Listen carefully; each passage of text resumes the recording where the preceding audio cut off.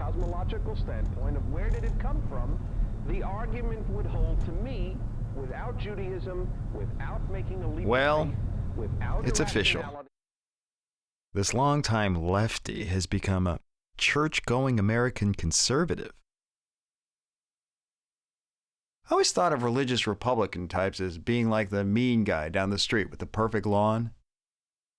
But after 12 years of listening, reading, and just thinking, my mind changed pretty dramatically. Any argument for God. How did this I would happen? dare say more absurd. It started with a radio show Argue with me later that taught me to that you understand find that a is more miracle logical than the belief. a long time ago.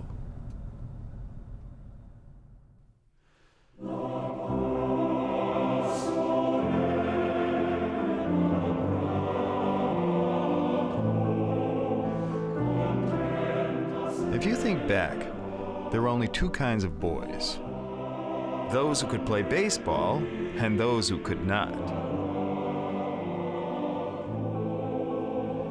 If you were good, you were in the right group.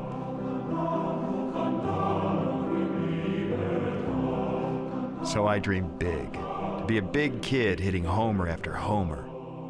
I had a little kid's faith that my secret dream might come true.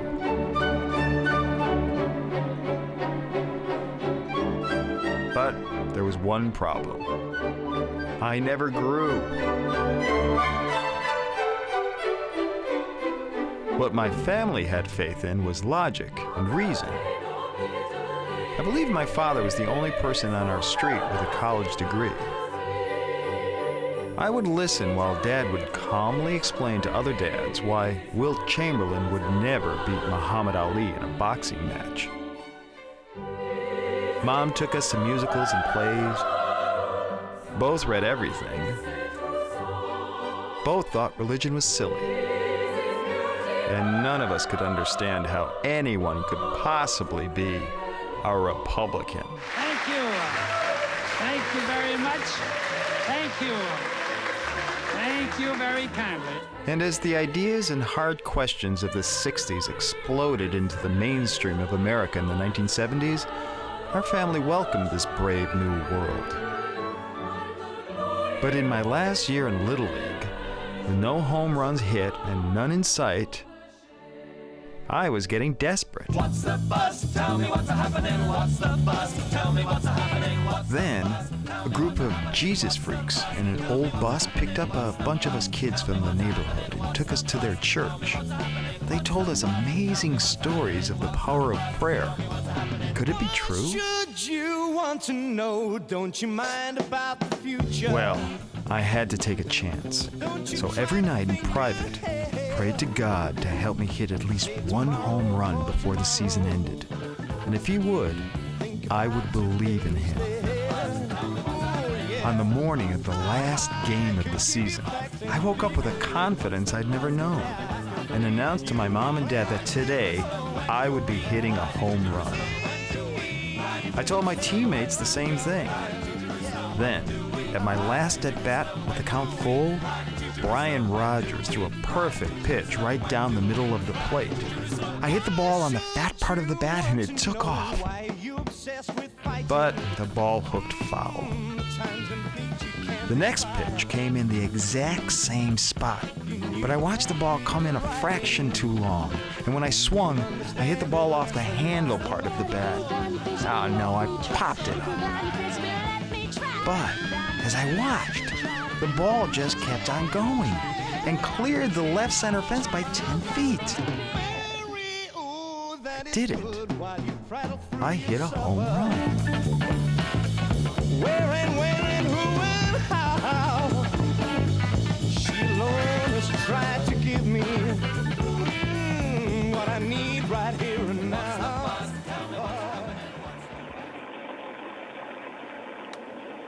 250 yards to go, and Bannister takes over. Watch his giant stride take him to the Did front. God really answer my prayer? Or was my deal with God just a technique for breaking through some physical barrier? After all, the miracle of Roger Bannister has a perfectly rational explanation. I wish I could tell you that I honored the deal I made. but I didn't have the courage to face my family. So I told no one. The tape is broken, and so is the record athletes have long been dreaming about. And that's how Roger Bannister, the 25-year-old medical student, became the first. And we can be proud that our party stands plainly and publicly and persistently for the ratification of the Equal Rights Amendment. During my teen years, I had three major interests: progressive politics, Friday night parties, and foreign films, especially the ones made by the French. And when I heard that most French workers get at least 4 weeks of vacation time every year, I thought, man, the French have life figured out.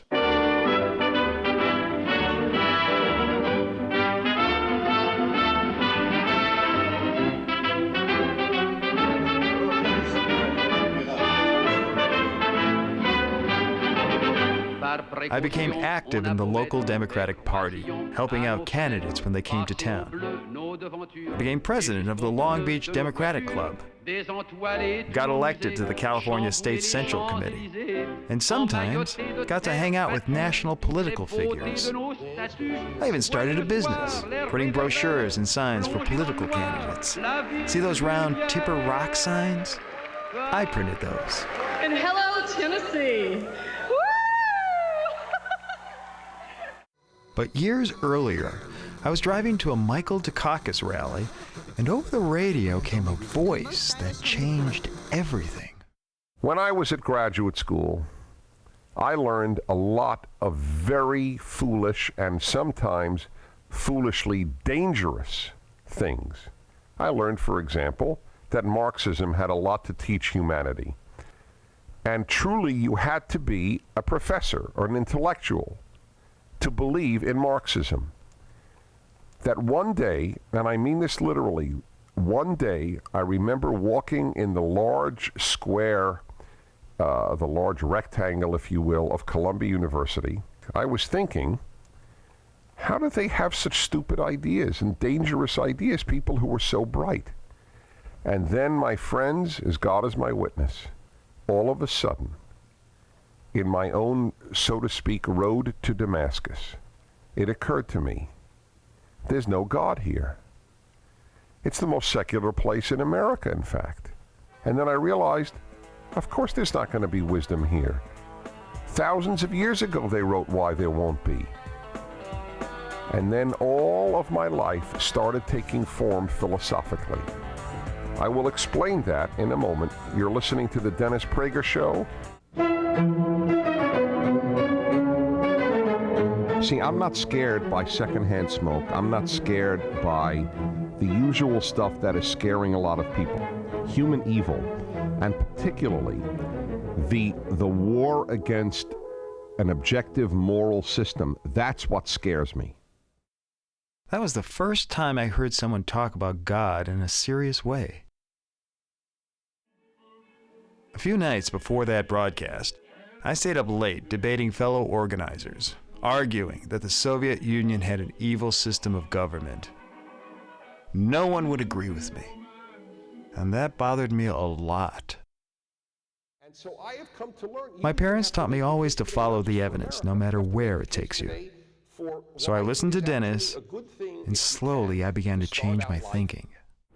That there is a God, to me, is more rational than the belief that there is not a God. I at least have a book. What do you have? All the goofy ideas of the world come from Europe. Postmodernism, Dadaism, Foucaultism, deconstructionism, and not to mention what I just said earlier, Nazism, communism, and fascism.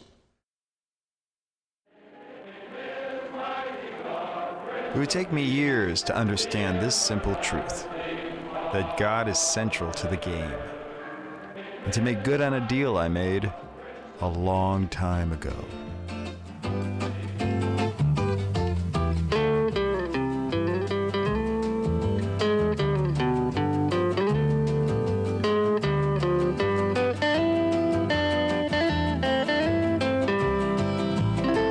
but now my old colleagues are baffled by my conclusions.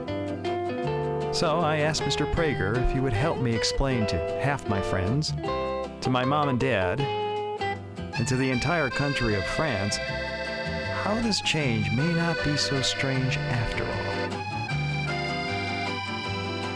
If there is no God, there is no good and evil. There are only opinions about what you like and don't like.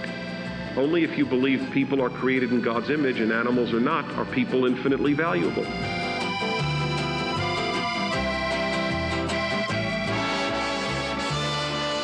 I believe in a personal God. Why would God create me but not care about me?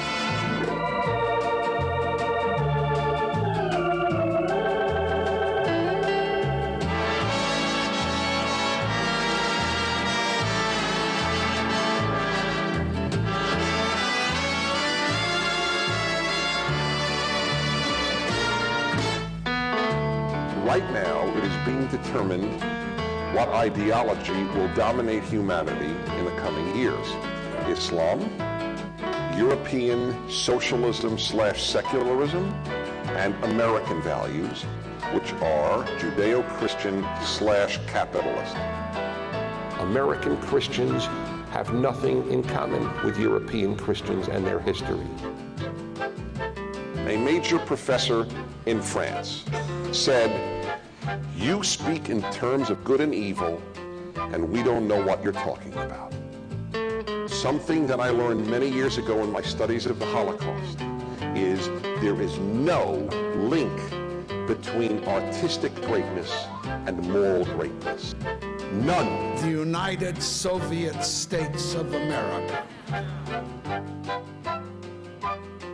If you agree with me that the odds of there being a God are at least 50-50, why are you choosing not to lead a religious life, given all the ramifications of that choice?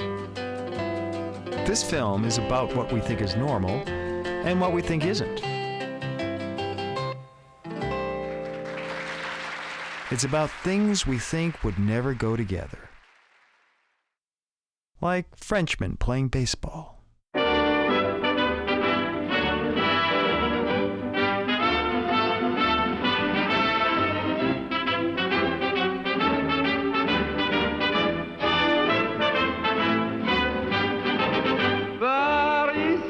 Toujours Paris, la plus belle ville du monde, malgré l'obscurité profonde, son éclat ne peut être assombri. Paris sera toujours Paris, plus on réduit son éclairage, plus on voit briller son courage, sa bonne humeur et son esprit. Paris sera toujours Paris.